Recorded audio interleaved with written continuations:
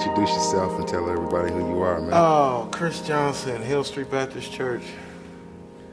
How long you been doing your thing, Chris? Man, about 8-9 years. Still learning. Hear a lot of flaws in my playing. I'm not where I want to be by far, but just do it what I can. How did you get started learning? Hanging around the church, just around musicians, just being their shadow. Wherever they are, that's where I was. However they was playing, that's how I wanted to play. You know, and that's how I found my sound was in the church, and I'm still developing my sound. So I'm not there yet, like I said, by far, but just as years go on, hopefully my style will progress as well. All right, how would you characterize your style? I'm more abstracted. I don't consider myself as a church. I don't have a church sound. I have more of a jazz sound, and I try to just go with whatever the song requires.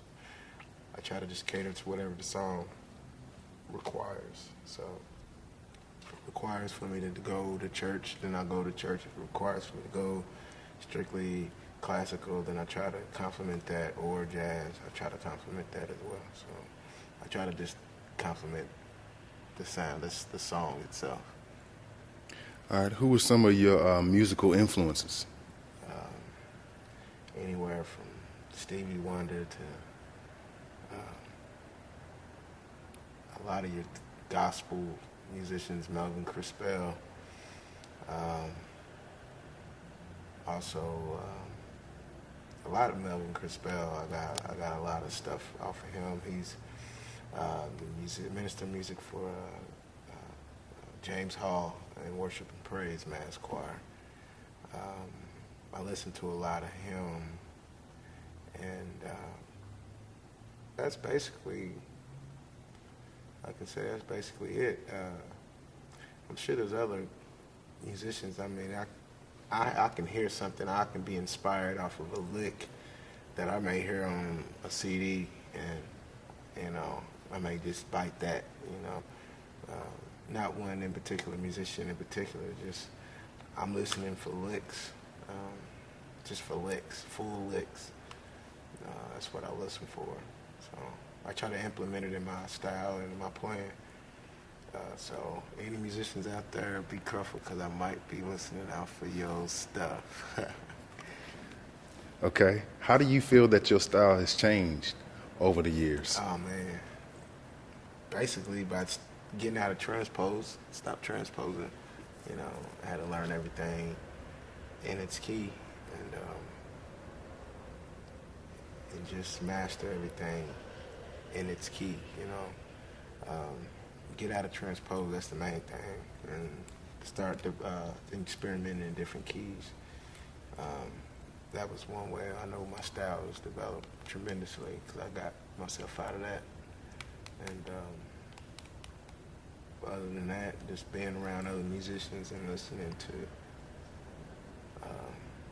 what they're doing and how they doing what I do, but seeing how they do it and how they implement it and how they register it and all that good stuff.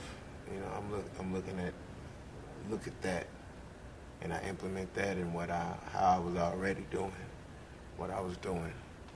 Just taking how they was doing it and put it in with how I'm doing it, you know. So also just playing at various churches, different styles, doing cantatas, a lot of spirituals and hymns, learning them old 1980, 60 chords, and also implementing them in my playing as well. So just taking it all and just modernizing it a little bit. What kind of advice can you give to some other young piano players who might be just getting started or who want to advance their style? Basically, just practice, and more practice, and Try to develop some type of relationship with church, with your spiritual life. You know, this is my girlfriend calling, so as you see, she's gonna kill me. But this is Chris Johnson signing out. Later.